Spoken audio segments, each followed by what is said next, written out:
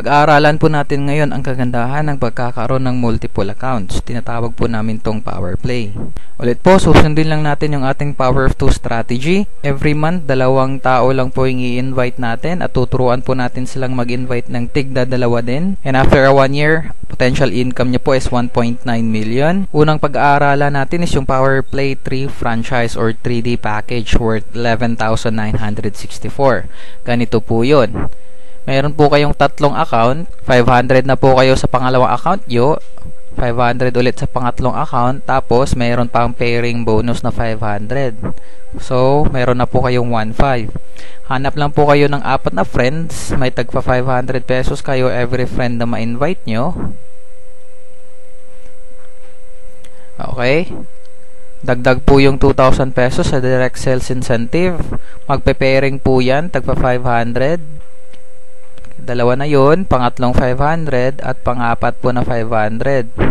So yun po ay additional 2,000 pesos. That's 5,500. So yung investment nyo po, it's around 11,964.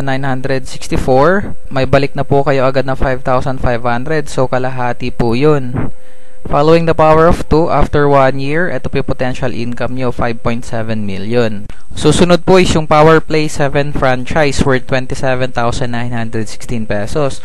Meron po kayong 7 accounts. Sa pangalawang account nyo po, 500 na po kayo. Pangatlong account, 500. Pang-apat na account, 500.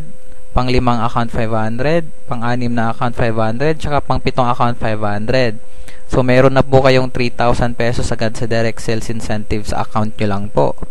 Magpe-pairing pa po yan. 500 na pairing bonus. 500 din po dito. Dito, 500 din po. Tsaka, 500 and 500 pesos. So, that's a total of 2,500 pesos. Pairing nyo lang po sa account nyo. Hanap lang po kayo ng 8 friends. Tigpa 500 kayo.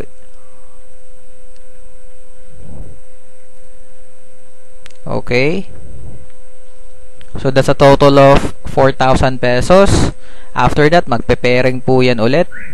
500 dito na pairing. Dito, 500. 500 din po dito. Tsaka dito, 500 na pairing bonus. That's 2,000 pesos. Meron pa pong pairing ulit. 2 pair po yan para dito na account. Okay. Tsaka din sa kabila. Dito din po.